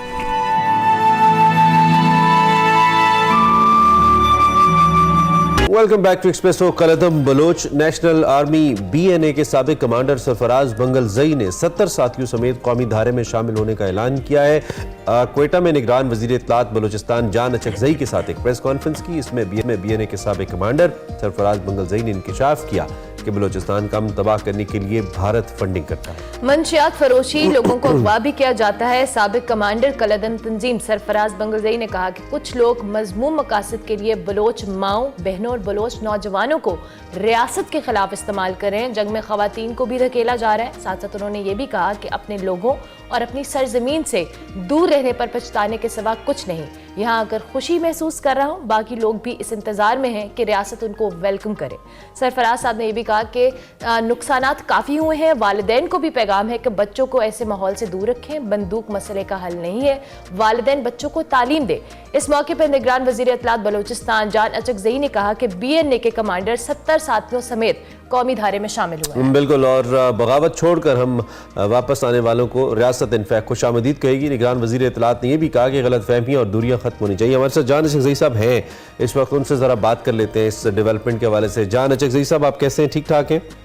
जी, बहुत शुक्रिया आपका, बड़ी मेहरबानी। Thank you for joining us. क्या इस हवाले से आप हमें मजीद बता पाएंगे? इट्स अ गुड डेवलपमेंट अगर ऐसे अनासिर जो कि रियासत के साथ पहले कॉन्फ्लिक्ट में हैं अब वो रियासत की तरफ वापस आ रहे हैं, तो मेरा सवाल यहाँ पे आपसे ये होगा कि रियासत किन टर्म्स पे इन शख्सियात को वापस वेलकम कह रही है और आगे आने वाले वक्त में क्या लाएअमल है रियासत का और हुकूमत बलोचिस्तान का? देखिए, जिन लोगों ने बंदूक उठाया उनके लिए रियासत ने वापसी का एक रास्ता भी छोड़ा है और पाकिस्तानी रियासत ने भी एक फराखदिली का मुजाहरा करते हुए इन लोगों को ये ऑप्शन दिया कि आप पाकिस्तान के आईन, पाकिस्तान की जमहूरियत और पाकिस्तानी सिस्टम पे और असलाह का जो रास्ता है वो छोड़ने के लिए तैयार है, तो रियासत माँ की तरह सलूक करेगी। और सरफराज गुलजार से पहले एक और बड़े कमांडर गुलजार इमाम शब्बे थे जो कि बहुत ही कॉम्प्लेक्स ऑपरेशन कई ममालिक में हमारी लॉ इन्फोर्समेंट एजेंसियों की मुसलसल मेहनत और काविश से वो गिरफ्तार भी हुए, लेकिन रियासत ने उन्हें फांसी नहीं चढ़ाई, बल्कि ये मैसेज बाकी लोगों को भी दिया कि अगर आप जो है या वरगलाए गए हो या कोई और मुल्क के नेटवर्क और उनके जाल में फंस चुके हो तो फिर भी रियासत आपको कबूल करने के लिए तैयार है। तो कल जो सरफराज गुलजार साहब और उनके साथी शामिल हुए कौमी दायरे में, उसका पैगाम भी यही है कि पाकिस्तान और बलूचिस्तान ने अमन का गहवारा बनना है। जो लोग भारत और उनकी एजेंसी के हाथों चढ़े हैं उनके लिए वापसी का रास्ता मौजूद है, शर्त यह है कि आप बंदूक का रास्ता छोड़ें। तो कोई भी रियासत जो है वो कोई शख्स अगर वो असलहा के जोर पे कोई काम करता है तो आखिरी सोल्जर तक उनको कत्ल नहीं करती, बल्कि वापसी का दरवाजा भी खुला रखती है। ठीक हो गया। अच्छा, दूसरी जानिब कल इसी स्टेटमेंट में कहा गया कि तमाम तर जो कार्रवाइयां थी उसमें भारत फंडिंग कर रहा है, तो आप ये भी बताइएगा कि इस हवाले से रियासत क्या इकदाम करेगी, क्योंकि ये तो एक बहुत सीरियस मैटर है कि इस तरह के दहशतगर्दी के वाकयात में एक साथ जो भारत है उसकी फंडिंग करना और ऑब्वियसली हमारे ही लोगों को इस्तेमाल करना। देखिए, अब तो हमारे पास रियासत पाकिस्तान के पास पॉलिटिकल और डिप्लोमेटिक एक ऐसे सबूत हमारे हाथ चढ़े हैं जिससे हम बैनुल-अक़वामी दुनिया को झंझोड़ सकते हैं कि भारत एक रियासती पॉलिसी के तहत साउथ एशिया में पाकिस्तान को और बलूचिस्तान को आदमी इस्तेकाम से दो चार करने की नाकाम कोशिश कर रहा है। और हमने माजी करीब में भी देखा कि न सिर्फ जनूबी एशिया बल्कि अमेरिका में, कनाडा में भी उन्होंने सिटीजन और शहरियों को ये मारा है, कत्ल किया है। तो एक रियासती पॉलिसी के तहत अगर हिंदुस्तान का रास्ता नहीं रोका जाता तो इसका जो इल्जाम है वो UN और दूसरे इदारों पर डाला जाएगा और उन्हें उसकी जवाबदेही करनी पड़ेगी, क्योंकि रियासती पॉलिसी एक मुनज़्ज़म दहशतगर्दी की, एक मुनज़्ज़म तरीके से एक नेटवर्क को चलाने की पाकिस्तान का जो केस है वो और मजबूत हो गया है। इंशाअल्लाह हम मुख्तलिफ डोसियों की शक्ल में हम बैनुल-अक़वामी दुनिया को सेंसिटाइज करेंगे। बिल्कुल ठीक है। जान अचकज़ई हमारे साथ मौजूद थे जो कि इस हवाले से बात कर रहे थे। केयर टेकर जो बलोचिस्तान गवर्नमेंट है उसके स्पोक्स पर्सन है और उनका ये कहना था कि ये बड़ी अच्छी डेवलपमेंट है। सरबराह BNA सरफराज 70 साथियों समेत उन्होंने हथियार डालकर कौमी धारे में शामिल होने का फैसला किया है और कल जान अचकज़ई साहब के साथ उन्होंने एक प्रेस कॉन्फ्रेंस भी की जिस पे हमने बात की। इस पर हम बात करते रहेंगे जी। इस वक्त एक ब्रेक लेते हैं और ब्रेक के बाद top of the hour news bulletin के बाद आपको ज्वाइन करेंगे।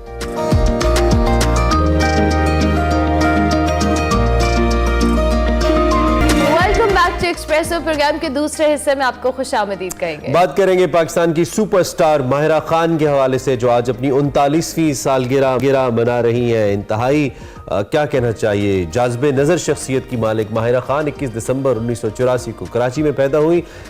माहिरा ने सिर्फ 16 बरस की उम्र में अपने करियर का आगाज़ किया।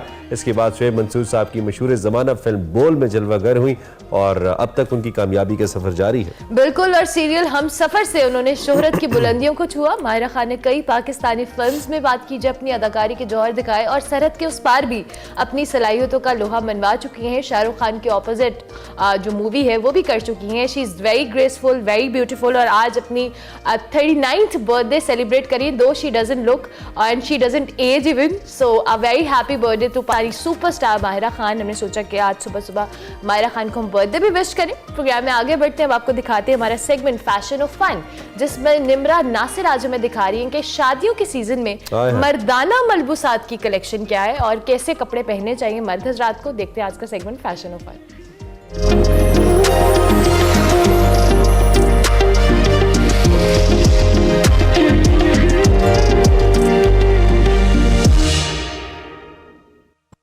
Stitching manufacturing जो है it's we also source it from different places in the world, but we have bespoke tailoring in Pakistan as well, जो but उसकी जो tailoring quality है, क्योंकि जिन fabrics के साथ हम काम करते हैं वो उस तरह के होते हैं जिनके parameters internationally set होते हैं, तो हमने यहाँ पर बड़ी thorough training और development की हुई है।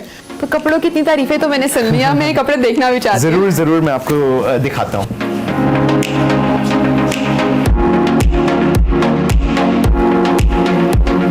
Oh my God, this is so pretty. Thank you.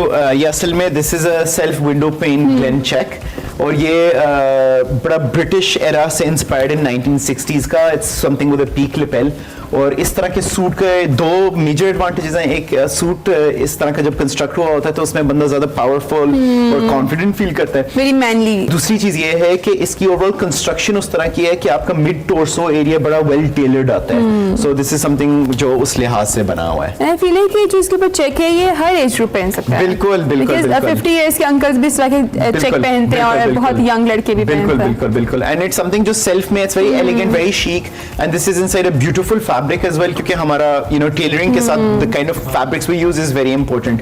तो इसमें we used 10% kid mohair, so it's a very rare kind of fabric. It's a rare kind of fabric, ये बड़ा लिमिटेड रिसोर्स होता है। It's Australian kid mohair. अच्छा, तो Richie मिलन के customers कौन से एज ग्रुप के हैं? सो इंटरेस्टिंगली एज ग्रुप नहीं है, it's all about how affluent they are. So we have kids जो 1 साल के हैं जो हमसे 1.5 लाख का सूट बनवाते हैं। ओह माय गॉड, किड्स भी जो पहली बर्थडे होती है। अच्छा, तो अब मुझे ये बताएं कि 20 to 25 और मे बी 30 एज ग्रुप के लोग किस तरह के कपड़े पसंद करते हैं? सो यूजुअली इस एज ग्रुप में जो लोग हमारे पास आते हैं ज्यादातर वो होते हैं जिनकी शादी होने लगी है, या शादी होने लगी है। वो उस तरह के कपड़े यूजुअली करते हैं जो सैरेटोरियल होए, बड़ा फॉरएवर ग्रीन होए, एंड समथिंग जो ब्राइडल ड्रेसेस, जो पाकिस्तानी ईस्टर्न ब्राइडल ड्रेसेस के साथ अच्छी तरह से कॉन्ट्रास्ट और खूबसूरती से दे प्ले आउट वेल। किसी का डार्कर कॉम्प्लेक्शन हो तो उसमें कौन सा कलर चलेगा? सो यूजुअली जो हम रेकमेंड करते हैं वो ये है कि if you have a darker skin colour, so you have to play it out with a little bit of contrast. बहुत लाइट पहन लिया तो वो ऑफ हो जाएगा, which is true, लेकिन a slight light tone sometimes also brings out a more beautiful tone। एक suit colour है पाकिस्तान में that is always hot selling, guess what color it is? Black, almost close to black, navy blue। हाँ, तो navy blue इसलिए क्योंकि वो एक ऐसा एक कलर है जो दुनिया में कोई भी स्किन टोन हो ना, वो it's a sea color, तो उसको कहीं ना कहीं बैलेंस आउट कर देता है and it gives a beautiful look। Okay, so you have dress shirts as well? Yeah, we have dress shirts. These are very बड़े fine tailored shirts हैं। So normally पाकिस्तान में इसका कॉटन भी इवन जो thread stitching में use हुआ है वो पाकिस्तान में मिलता ही नहीं है। So this is imported thread सिर्फ सीने के लिए भी, नॉट ओनली द कपड़ा। स्टिचिंग होए लेकिन फील ना होए, so that's all about luxury. It's understated tailoring, छोटे टांके जिसके बिल्कुल। ओके, सो आपके पास टाइज में बहुत ज्यादा वैरायटी है। अच्छा, तो टाई कौन सी ऐसी होती है जो हर कपड़ों के साथ चल जाए? देयर इज 2 कलर्स जो हमेशा वर्सेटाइल होते हैं। So it's black and white. By the way, this is the colour I was talking about. This is a beautiful tan brown. It's very nice for darker skin tone. या for darker skin tone. अच्छा, तो आप styling भी करते हैं साथ? Yes. अच्छा, तो आपका ब्रांड बहुत एक्सपेंसिव है पाकिस्तान के बाकी ब्रांड से कंपैरेटिव, तो फिर भी लोग खरीद रहे हैं, आपके कस्टमर्स भी इतने ज्यादा हैं, तो ये क्यों है, क्या वजह है इसकी? 3 मेन रीजंस है। नंबर 1 ये है कि नंबर जो हमारे सूट्स है ना, उसमें एक प्रॉमिस है। सो प्रॉमिस ये है कि हमारे जितने भी सूट्स या जितने भी गारमेंट्स बने हुए हैं ना, जो बंदा पहनेगा ना वो एटलीस्ट 3 times मोर बेटर लगेगा। सो हमारे जो सूट्स है ना, they designed in a very beautiful way. So for example, even अगर ये जो नॉच लपेल अगर यहाँ पर टूट रहा है ना, तो इसके पीछे एक पूरी बॉडी हार्मनी एंड साइकोलॉजी की पूरी रोल है. So if you put up a shoulder line which is a little higher, this gives more grandeur to the person who is wearing it. Number 2 ये है कि हमारी fit, our fit is beautiful. And number 3 obviously ये है कि क्योंकि we are luxury good, we use luxury fabrics, we use luxury machinery. अच्छा, तो जैसे कि हमें पता है कि वेडिंग सीजन आ गया है, तो वलीमा पे हम लोग कोट तो पहन सकते हैं, सूट तो हम वलीमा में पहन लेंगे, लेकिन मेहंदी और बारात के लिए आपके पास कोई वैरायटी अवेलेबल है? बिल्कुल बिल्कुल, बड़ा अच्छा सवाल है. सो हमारा अपना एक ईस्टर्न ब्रांड है जो same level of quality produce करता है बाय द नेम ऑफ मंतशानी, और मैं आपको वो दिखाता हूं. आई थिंक इंशाल्लाह आपको पसंद आएगा. हमारे पास दुल्हे के लिए बिल्कुल बिल्कुल. और ये आई थिंक हमारी one of the largest varieties हैं. इसमें जो दुल्हा है उसके पास ना कलर पैलेट अगर आप देखेंगे वो इतना वेरिड नहीं होता, लेकिन उसी कलर पैलेट के अंदर ऑप्शंस आपको थोड़े ज्यादा देने पड़ते हैं. So usually people whites, of whites में जो जाते हैं तो फिर उसके अंदर हमने टोन्स ही होते हैं. गोल्डन्स बहुत कॉमन होते हैं ऑन द बारात डे. दुल्हन के साथ उसके जोड़े के साथ भी आपको मैच करना पड़ता है. बिल्कुल बिल्कुल. तो आप फॉर एग्जांपल अगर ये इस कलर में है और मुझे व्हाइट कलर में चाहिए, बिल्कुल, तो वो भी कस्टमाइज हम वो भी कस्टमाइज कर देते हैं. बट यूजुअली ना हमारी जो कलर कॉम्बिनेशन स्पेशली जिन पे काम हुआ होता है, हम रिकमेंड ये करते हैं. और यूजुअली जब भी लोग हमारे रिकमेंडेशन पे जाते हैं तो वो ज्यादा अच्छे लगते हैं. उसकी वजह कि इसकी पीछे ना this is a huge team. अच्छा, यहाँ पे मुझे कुछ हेवी जोड़े नजर आ रहे हैं. बिल्कुल. तो हमारे ऑब्वियसली पाकिस्तान में there's those people who have very grand weddings. तो जैसे ये जो दरमियान वाली 2 ब्लैक शेरवानीज हैं, सो ये वाली this is a whole story around it, there's a lot of colors going on in it. तो दिस इज समथिंग जो बड़ा हेरिटेज और रॉयल किस्म की शेरवानी. बिल्कुल बिल्कुल बिल्कुल. तो ये हमारी मेहंदी की ओवरऑल कलर थीम है. सो इसमें यूजुअली लोग मेहंदियों पे क्योंकि डांस भी होता है, it's a lot more fun as well, तो ये उसमें थोड़े से एक्सपेरिमेंटल लुक्स पे भी जाते हैं. सो मैं आपको एक दिखाता हूँ. This is a very very hot selling article of ours. Navy blue velvet हो गई या dark green, I guess bottle green. या are you a designer as well? But नहीं, definitely I think these are colours that play really well. तो this is a very nice olive green. अब ये greens आजकल it's a very in colour. So bottle greens हो गए, lime Green's हो गई, mint green हो गया, पिस्ताशियो ग्रीन हो गया. ये सारे कलर्स आजकल are the colour of the season for मेहंदीज. अच्छा, इसके नीचे शलवार कमीज होती है? Yeah, so it depends. So most looks के साथ आजकल कुर्ता ट्राउजर्स जा रहे हैं because that gives a little bit of a modern sleek look. तो अब जैसे ये वाला this is fabric manipulation. So ये हमारी अपनी textile production है. So these are our print suits. So इसमें हमने लेकिन जो interesting चीज की हुई है, तो अगर आप इसको देखेंगे तो इसकी टेलरिंग अगर आप देखेंगे, इसके पैटर्न मेकिंग ये बिल्कुल डिफरेंट है. So हमने इसमें क्या किया हुआ है, जैसे जो नीरू जैकेट्स होती हैं उस तरह से हमने कोट बनाया हुआ है और नीचे पैंट बनाई हुई है. So this is something जो लोग निकाह पे, यू नो, एंगेजमेंट्स पे इस तरह की. ईस्टर्न भी नहीं बोल सकते हम इसको, वेस्टर्न. बिल्कुल बिल्कुल बिल्कुल बिल्कुल. This is something in the middle. Okay, तो आपके पास कपड़ों से लेके जूतों तक, फिर वो पाउच जो थे, बिल्कुल बिल्कुल पगड़ी, एवरीथिंग. या thank you so much. Segment में हमने खुसूसन मर्द हजरात पे फोकस किया, आपको बताया कि कौन से एज ग्रुप के लिए कौन से कपड़े ट्रेंड में हैं, कौन सी स्किन टोन के लिए कौन से कलर सूटेबल है. उम्मीद करती हूँ आपको आज का सेगमेंट अच्छा लगा होगा. आपसे मुलाकात होती है इंशाल्लाह अगले सेगमेंट में. तब तक के लिए अल्लाह हाफिज. Welcome back. बात कर लेते हैं गजा के हवाले से, जहां जंग बंदी से मुतालिक जो मुत्तहिदा अरब अमारात की करारदाद है, इस पर अक़वाम मुत्तहिदा की सिक्योरिटी काउंसिल में मुसलसल तीसरे रोज़ भी वोटिंग नहीं हो सकी. तीसरी मरतबा वोटिंग मौखर कर दी गई, जबकि गजा में हर गुजरते दिन के साथ शहादतों की तादाद में भी इजाफा हो रहा है. अक़वाम मुत्तहिदा के मैनहट्टन हेडक्वार्टर्स में गजा की हालत ज़ार से मुताल्लिक़ बहस जारी है, और इसके दौरान अक़वाम मुत्तहिदा की जो सिक्योरिटी काउंसिल है उसने वोटिंग से कबल सिफारतकारी के लिए मज़ीद 1 दिन की मोहलत देते हुए वोटिंग 1 रोज़ के लिए मौखर कर दी. बिल्कुल, इजलास के सदर ने जुमेरात यानी आज की सुबह जो है वोटिंग दोबारा कराने का फैसला किया है. सिक्योरिटी काउंसिल में पेश की गई करारदाद पर काउंसिल के जो मुस्तकिल रुकन है अमेरिका की जानिब से जंग का यानी सीज फायर के हवाले से जंग बंदी के लफ्ज़ इस्तेमाल करने पर एतराज़ात उठाए गए हैं. जब से इससे कल बात की जाए तो अमेरिका 2 मरतबा सिक्योरिटी काउंसिल में गजा जंग बंदी से मुतल्लिक करारदाद को वीटो पे कर चुका है. दूसरी जानिब गजा में जी जंग बंदी से मुतल्लिक आलमी दबाव के बावजूद जंगी जुनून में मुब्तला इजराइल के जो वजीर आजम है नेतन्याहू, वो अपने एक बयान में वाजे कर चुके हैं, बल्कि इनफैक्ट धमकी दे चुके हैं कि हमास के खात्मे तक गजा में जंगबंदी नहीं की जाएगी.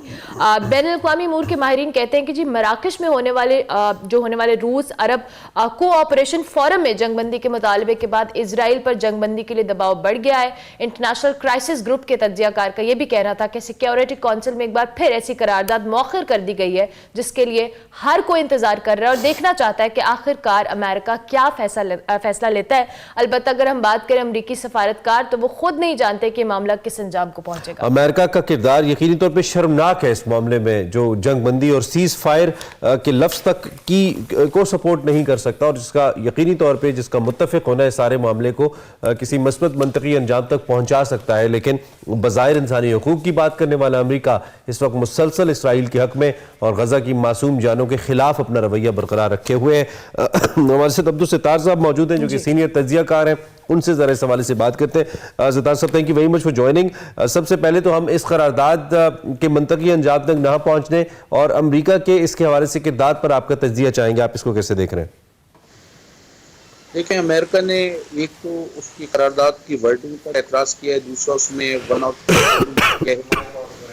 करारदाद में ये तजवीज़ किया गया था कि जो इमदादी काफिले हैं उसकी निगरानी अक़वाम मुत्तहिदा करेगा। अमेरिका उसमें अक़वाम मुत्तहिदा की मुकम्मल तौर पर निगरानी नहीं चाहता बल्कि वो इसराइल की मशावरत चाहता है। हालांकि अक़वाम मुत्तहिदा ने ये कहा कि इसराइल की इसमें मशावरत भी होगी, लेकिन उसके बावजूद वो और सीज़ फायर के हवाले से जो अमेरिका का किरदार है वो इंतहाई अफसोसनाक है, क्योंकि वहाँ हलाकतों की तादाद बढ़ रही है। अभी जो बैनुल अक़वामी मुबस्सिरीन और माहिरीन के तबसरे आ रहे हैं उसके मुताबिक ऑन एवरेज अगर हम ये सीज़ फायर का टाइम निकाल दें 7 दिन का, तो ऑन एवरेज 300 लोगों की रोज़ाना हलाकतें हुई हैं। 20,000 से ज़्यादा अभी तक हलाकतें हो चुकी हैं और कुछ अंदाज़ों के मुताबिक जो है वो तकरीबन गजा की आबादी का अब क्लोज टू 1% हो गया है। 50,000 से ज़ायद लोग जो है इसमें ज़ख्मी हो गए हैं।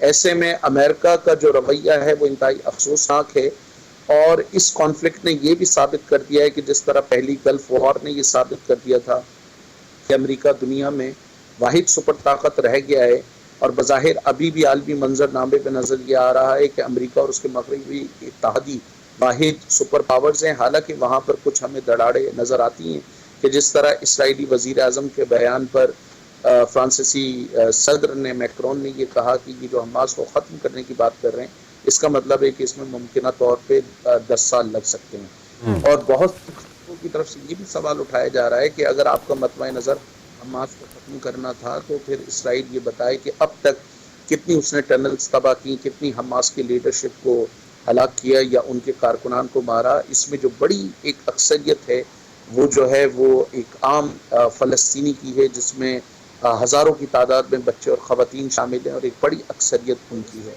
जो अमेरिका का अब्दुल सत्तार साहब रवैया है, इसमें महज अपने बगल बच्चे की खुशनुदी है इसराइल की, वो मकसद है या फिर कहीं अपनी कुछ अमेरिका की इनसिक्योरिटीज़ हैं जो उसे इस अमल में आगे प्रोसीड नहीं करने दे रही?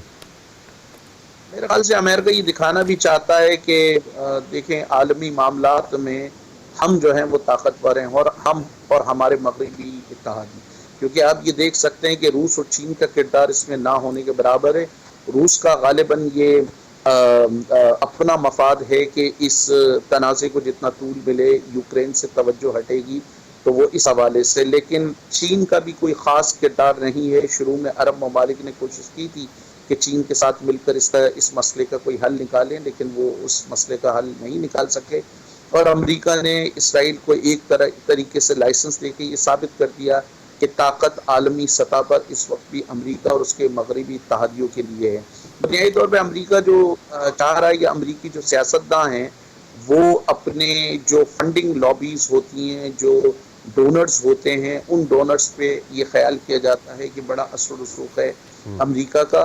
वो डोनर्स चाहे वो रिपब्लिकन पार्टी को फंडिंग करते हों या वो डेमोक्रेटिक पार्टी को फंडिंग करते हों, दोनों के बड़े लिंक्स हैं इसराइल के साथ और इसराइली लॉबीज के साथ और उनको खुश करने के लिए बुनियादी तौर पर वो ये तमाम कर रहे हैं। बज़ाहिर नज़र आ रहा है कि शायद तारीख़ आलम इंसानियत में पहला मौका हो कि इतना छोटा सा मुल्क एक इतनी बड़ी ताकत को जो है इतनी बड़ी ताकत पर इस तरह असरअंदाज हो।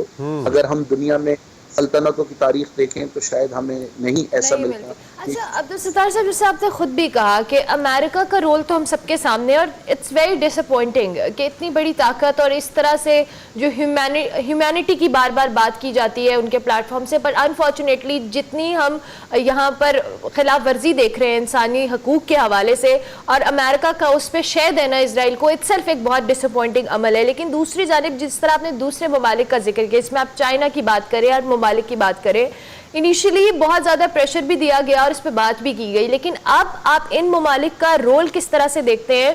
और ये जो जंग बंदी की टर्म के ऊपर अमेरिका का एतराज़ उठाना है, इस पर तो पूरी जो कह ले दुनिया को इस पर एहतजाज उठाना चाहिए कि सीज फायर जैसे वर्ड को अगर आप कंट्रोवर्शियल करके इसको इस्तेमाल करने पर एतराज़ उठा रहे हैं तो। देखें, बुनियादी तौर पर जैसे कि मैंने पहले भी अर्ज किया है कि अमेरिका ने ये साबित करने की कोशिश की है कि दुनिया यूनिपोलर हो गई है। असल ताकत का सच और उसके मगरबी हादी हैं, और चीन कोई खातिर खा किरदार अदा नहीं कर सका।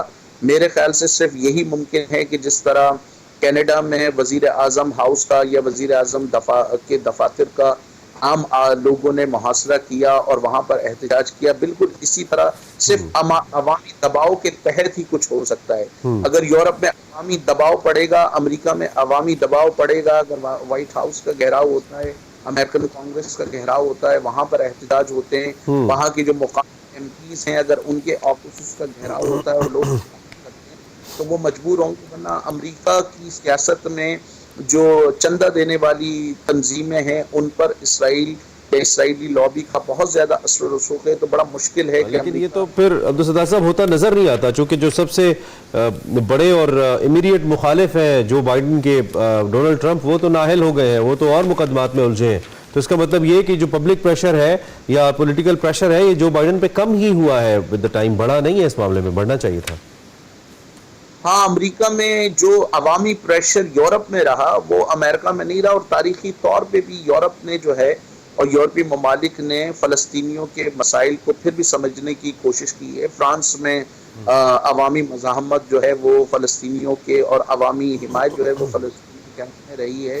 इसी तरह बरतानिया में भी रही है। अमेरिका में सूरत हाल मुख्तलिफ रही है, क्योंकि अमेरिका में जिस तरह यूरोप में लेफ्ट विंग तंजीमों को खुलकर काम करने की आज़ादी है, अमेरिका में एक तवील अरसे तक लेफ्ट विंग तंजीमों पर पाबंदी लगी रही और वो खुलकर बात नहीं कर सकी। यूरोप में क्योंकि लेफ्ट विंग तंजीमों का माजी में बड़ा होल्ड रहा, एक तवील अरसे तक बरतानिया में लेबर पार्टी बरसर इख्तदार रही, जर्मनी में सोशल डेमोक्रेटिक पार्टी बरसर इख्तदार रही, तो इनका और इसी तरह फ्रांस में भी जो सोशलिस्ट पार्टीज थी और सोशलिस्ट फोर्सेस थी वो ताकतवर रही या मीडियम ताकतवर रही, इसलिए उन्होंने फलस्तीनियों के कॉज की खुल के हिमायत।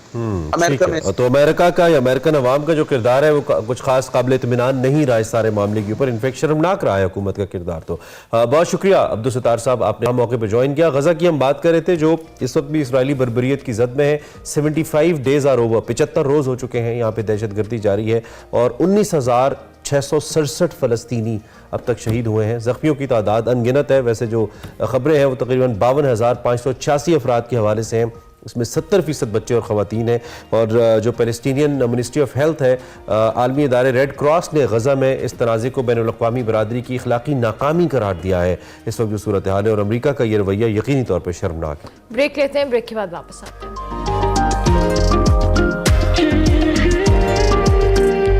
Welcome back to Expresso. बड़ा इंपॉर्टेंट टॉपिक है जिस पे हम बात करने वाले हैं, वो है तरसीलात ज़र के हवाले से। तो किसी भी मुल्क की इकॉनमी के लिए एक बैकबोन की हैसियत रखते हैं और पाकिस्तान जैसे तरक्की पजीर मुल्क के लिए अगर कहा जाए कि लाइफ लाइन का काम करती है तो बिल्कुल गलत नहीं होगा। कभी हम तरसीलात ज़र बढ़ने पर खुशी मनाते हैं और कभी कम होने पर हमारे टेलीविजन स्क्रीन पर हेडलाइंस बन जाती हैं। चैलेंजेस को हम डिस्कस करते रहते हैं और इसके लिए जी बैरून मुल्क मुकीम पाकिस्तानियों को रेगुलेटेड चैनल्स के जरिए मुल्क में पैसा भेजने की तरगीब दी जाती है ताहम मुल्की मईशत में बेहतरी भी आ सके।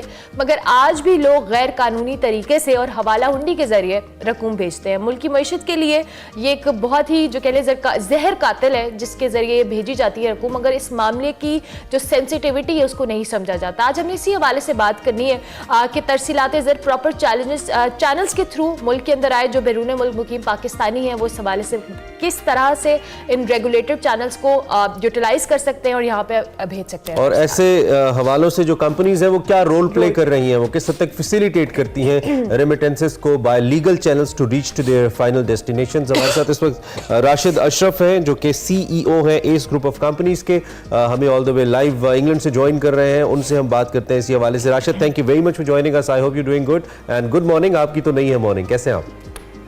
जी गुड मॉर्निंग। इधर भी सुबह के 5:30 हो गए हैं। Oh, that's great. That's a very early morning, I guess. Quite early morning. अच्छा, एक तो ये कि ये बड़ा इंपॉर्टेंट मसला है, हमने इस पे बहुत ज़्यादा बात की है, और पाकिस्तान चूँकि इकोनॉमिकली क्राइसिस का शिकार मुल्क है तो उसके लिए फिर इसकी इंपॉर्टेंस और बढ़ जाती है।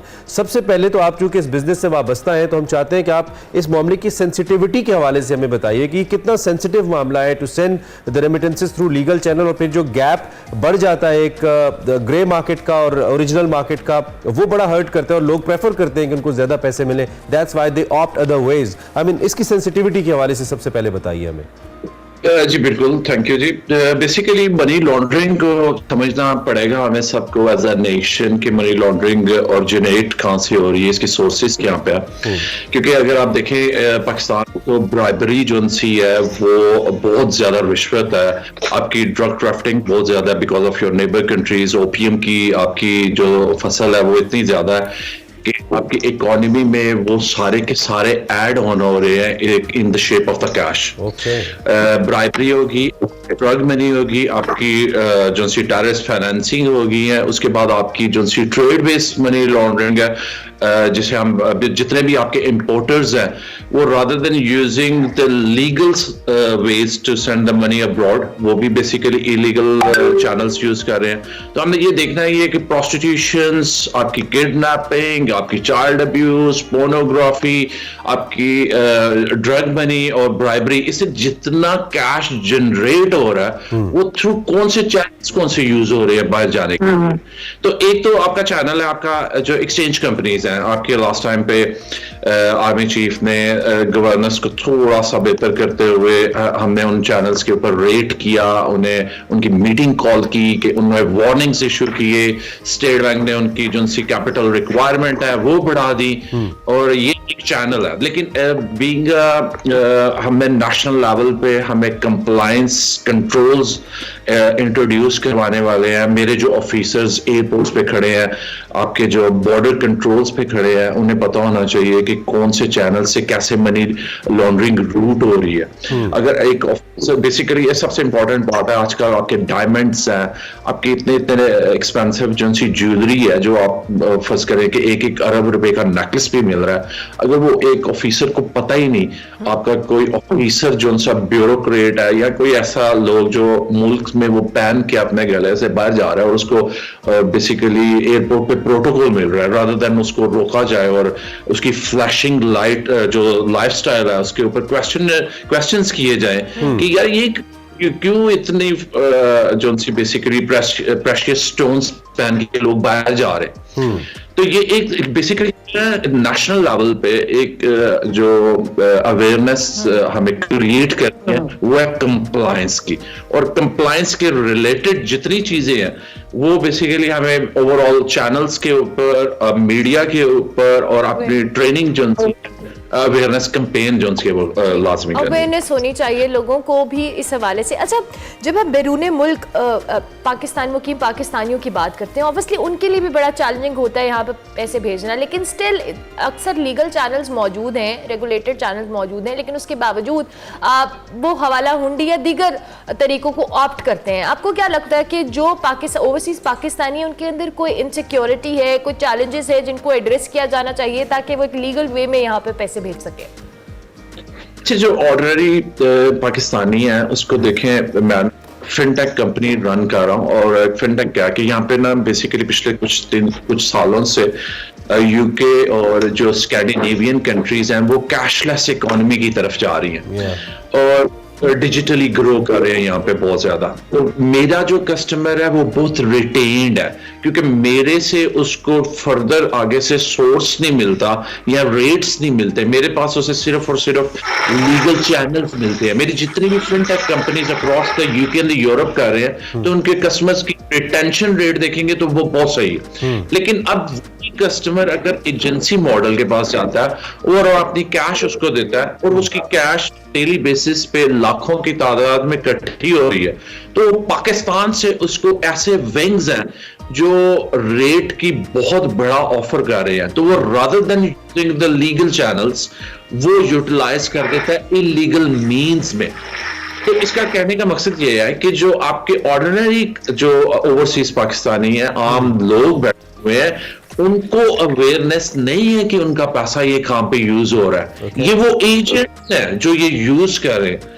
तो बेसिकली हमें एज ए रेगुलेटरी बॉडीज जो पाकिस्तान में है, हमें उन विंग्स और उन गैंग्स को आइडेंटिफाई करना है कि ये कौन से लोग हैं जो मुल्क के लिए नुकसान है। और ऑन द अदर साइड जी, आपने बड़े इंपॉर्टेंट नुकात की जानिब इशारा किया, और मैं नहीं समझता कि जो हमारी रेगुलेटरी बॉडीज़ हैं उनको पता नहीं है कि ये कहाँ पे मिस हैंडलिंग होती है, ये कहाँ पे लूप होल्स हैं, और आपने बिल्कुल राइट एरियाज़ की तरफ इशारा किया टू बी एड्रेस्ड, बट ये हो नहीं पाते हैं पाकिस्तान में। फिर हमें कुछ अर्से के बाद एमनेस्टी स्कीम्स टाइप चीज़ें भी करना पड़ती हैं, जिसमें हम कहते हैं कि bring in money and we are not going to ask. Even कुछ पार्टीज ने तो अपना मंशूर भी दे दिया कि जी हम आपसे पूछेंगे ही नहीं, इंडस्ट्रीज के अंदर पैसा डालेंगे कि वो पैसा कहाँ से आया। तो ये चीज़ें बहरहाल इकोनॉमी को हर्ट तो करती हैं एट वन पॉइंट, लेकिन दूसरी जाने पाकिस्तान जैसे ममालिक जहाँ से लिक्विडिटी बाहर बहुत हो रही होती है, बाहर बहुत पैसा जा रहा होता है, तो फिर उनको ज़रूरत भी पड़ती है। तो आप चूँकि एक बड़ी कंपनी रन कर रहे हैं, आप इसका सोल्यूशन क्या तफवीज़ करते हैं? I mean how to do this all, कैसे करना पड़ेगा, कैसे कर सकती हैं ये जो बॉडीज हैं? सोल्यूशन सबसे पहले तो जितने आपके बैंक्स हैं, हमें फर्स्ट लाइन ऑफ डिफेंस जो है, बेसिकली देखें स्टेट की सारी रिस्पॉन्सिबिलिटी होती, हमने as a nation, as a entities, हमने अपने बैंकिंग चैनल्स में प्रोसेसेस इंट्रोड्यूस करवाने हैं कंप्लायंस के।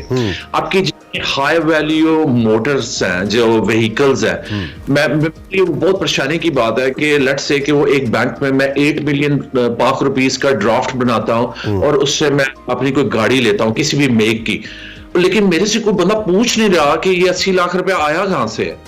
अगर बेसिकली अभी फर्स्ट लाइन ऑफ डिफेंस अगर हम इंट्रोड्यूस करवा दें अपने बैंकिंग चैनल्स के अंदर, तो देखिए हमारा इंपोर्ट बिल के ऊपर ये कितना ज्यादा इंपैक्ट पड़ेगा कि हमारी मोटर इंडस्ट्री के अंदर कितने ज्यादा ब्राइब का पैसा, ड्रग ट्रैफिकिंग का पैसा, आपका जितना इलीगल गैंग्स बैठे हुए हैं वो लैंड क्रूजर्स के ऊपर घूम रहे हैं और होंडा सिविक्स पे और टोयोटा पे घूम रहे हैं। तो हमें रादर देन इन लोगों को नेम एंड शेम करना चाहिए, और मेरे और जो आप जैसे लोग हैं जो सैलरी पर्सन है, जो एलिजिबल है उसको बाय करने के लिए, हमारी पहुंच पे वो बायर हो रहे हैं। तो हमारा फर्स्ट लाइन ऑफ डिफेंस जो है वो है बैंकिंग चैनल। हमें अपने ठीक है। अच्छा सर, जैसे बैंकिंग चैनल्स की बात की और बैंक अल-फलाह के साथ मिलकर जो आप लोगों ने कोलैबोरेशन की है, एस के साथ मिलकर जो अब जो तरसीलाते ज़र है उसके तरीकों को फरोग देने के लिए, इस हवाले से इस कोलैबोरेशन को लेके भी बताइएगा। बेसिकली एज अ कंपनी हम बैंक अल-फलाह के साथ एक बहुत बड़ी कैंपेन में है, जिसमें हमने एक आम आदमी के लिए, ओवरसीज पाकिस्तानी के लिए कुछ इंसेंटिव प्लान्स रखे हैं ताकि वो उन इलीगल एजेंसीज या ग्रुप्स के पास ना जाएं, रादर देन वो डायरेक्टली हमारे पास आए। और उनके लिए हमने बेसिकली लकी ड्रॉज रखे हैं। आपके जो सेलिब्रिटीज हैं, फेमस फेसेस हैं, उनके जरिए हम कैंपेन रन कर रहे हैं in the UK and the Europe के हाउ टू हेल्प और सपोर्ट योर कंट्री, क्योंकि बेसिकली मुल्क को तो फायदा होगा लीगल चैनल से पाकिस्तान पैसे आए, तो मुल्क को तो बहुत बड़ा नुकसान है अगर वो इलीगल चैनल से आएंगे, क्योंकि हम उन लोगों को फीड कर रहे हैं जो हमारे बच्चों और हमारे यंगस्टर्स के फ्यूचर को तबाह कर रहे हैं। तो बेसिकली कैंपेन्स तो एजेंसी सारे बैंक्स के साथ, स्पेशली बैंक अल-फलाह के साथ तो बहुत बड़े लेवल पे हम लॉन्च कर रहे हैं ताकि एक नॉर्मल पाकिस्तानी को हम अवेयरनेस क्रिएट कर। ठीक है, ये awareness is very important and that was my next question as well कि आम आदमी की अवेयरनेस के लिए क्या इक़दाम किए जा सकते हैं, नंबर 1। नंबर 2, मैं हमेशा एक आम पाकिस्तानी, आम शहरी के तौर पे अगर सोचूं तो अगर एक जगह से मुझे डॉलर 295 का है और दूसरी जगह 285 का है, तो ऑब्वियसली मैं वहाँ जाऊँगा जहाँ मेरा वैल्यू ऑफ मनी ज़्यादा होगा। और पाकिस्तान जैसे ममालिक में एज ऑफ सेट के लोग ये करते हैं और इसी वजह से हवाला हुंडी के जो कारोबार में फ़रोग पाते हैं। जो रिसेंट क्रैकडाउन हुआ है, is it enough? I mean मुतमईन है आप इससे या नहीं, इससे कुछ बहुत ज़्यादा और करने की ज़रूरत है? What do you think? Obviously जब गवर्नेंस थोड़ी सी एक्टिव होती है उससे बहुत अच्छा काम है, लेकिन ये it's just a first step. आप बेसिकली इस स्टेप के साथ आर्मी चीफ या आपकी रेगुलेटरी जो लॉ एनफोर्समेंट एजेंसीज हैं उन्होंने तो अपना रोल अदा कर दिया हुआ, और बीइंग अ रेगुलेटर जो स्टेट बैंक है, हमने इसके फिर प्रोसेसेस डेवलप करने हैं कि इसको फ्यूचर लॉन्ग टर्म कैसे रोका जा सके, कि ये जितने भी आपके इलीगल हवाला हुंडी के लोग पाकिस्तान पाकिस्तान में बैठे हुए हैं, ये हमने सारी जिंदगी के लिए खत्म करने हैं। आपकी रेमिटेंस मेरे लिए बहुत प्रॉब्लम है। 31 बिलियन से ये 27 पे आ गई हुई है, और आप मिडल ईस्ट से देखेंगे तो इसकी रेशो मजीद रिड्यूस होती जा रही है। और यूके यूरोप में इसकी इतना ज्यादा इम्पैक्ट नहीं आया, क्योंकि यहाँ की गवर्नेंस इतनी स्ट्रांग है कि यहाँ पे उन्होंने ऑलरेडी इलीगल चैनल्स के ऊपर बहुत ज्यादा क्रैकडाउन किए हुए हैं। तो यहाँ पे अगर तो आपका 3 to 4% सिर्फ डाउनफॉल आया, लेकिन आपकी मिडल ईस्ट से जो रेमिटेंस आ रही थी वो 12 से 15% रिड्यूस हुई है। तो हमें इसको as a central bank to central bank other countries जो है हमने कम्युनिकेशन करनी है। हमें पता चल रहा है कि अगर हमारा यूएई से या मिडिल ईस्ट से हमारे लीगल रेमिटेंसेस की ब्लीडिंग हो रही है, तो हमने उनकी एजेंसीज को बताना है कि वहां पे बैठ के लोग जो हैं वो हमारे मुल्क को बेसिकली नुकसान पहुंचा रहे हैं। So basically we need a will, a mechanism and then administrative measures to control this all. Right, Rashid Ashraf, CEO ACE Group of Companies, thank you very much for joining us. आप हमारे साथ मौजूद रहे और बड़े important points के ऊपर आपने हमारी तवज्जो भी दिलाई। उसके साथ साथ आपका जो मॉडल है उसकी जानिब भी आपने हमें बताया कि आप किन खतूत पे काम कर रहे हैं, how you are trying to facilitate the consumers along with Al Falah bank, जो आपकी एक नई कैंपेन है। आई होप जी आपने इसके बारे में जाना, और वंस अगेन जैसे कि राशिद साहब ने कहा कि जो अथॉरिटीज़ हैं, जो गवर्निंग बॉडीज़ हैं, उनको मजीद अपने जो एक्शंस हैं वो स्ट्रिक्ट करना पड़ेंगे, ताकि ये जो ब्लीड होता है पैसे का, बाहर जाता है पैसा इलीगल वेज में, ये ना। ब्रेक लेते हैं, ब्रेक के बाद वापस आते हैं। Welcome back. प्रोग्राम का आखिरी हिस्सा है, बात करनी है हमने कौमी तराने के खालिक और शोरा आफाक शायर हफीज़ जालंधरी साहब की, जिनकी 41वीं बरसी आज मनाई जा रही है। हफीज़ जालंधरी साहब 14 जनवरी को हिंदुस्तान के शहर जालंधर में पैदा हुए और सन 1900 में पैदा हुए। पाकिस्तान के बाद हिजरत की, लाहौर मुंतकिल हुए। आपका कलमी नाम अबुल असर था और फ़नी कारनामा आपका इस्लाम की जो तारीख़ है उसका ज़बरदस्त, उसके ऊपर जो आपने तहरीर किया शाहनामा इस्लाम है। आपकी वजह शोहरत पाकिस्तान का कौमी तराना है। हफीज़ जालंधरी साहब ने कई मशहूर गज़लें कहीं, नज़में कहीं, इसके साथ साथ कई कुतुब भी उनकी शाये हुई। गज़लिया शायरी में आपका यकीनी तौर पे कोई सानी न था। हफीज़ जालंधरी साहब का लिखा हुआ गीत अभी तो मैं जवान हूँ मलका पुखराज ने गाया और आज भी लोगों को याद है। हफीज़ जालंधरी साहब को ग़रीक़ रहमत करे। बेहतरीन कहना चाहिए उनकी चीज़ें हैं जो हमने आपके साथ शेयर की, खासतौर पे शायरी की अगर हम बात करें तो कमाल ही रही है और कौमी तराना उनकी वजह शोहरत बना। प्रोग्राम का वक्त ख़त्म हुआ, कल आपसे मुलाकात होगी।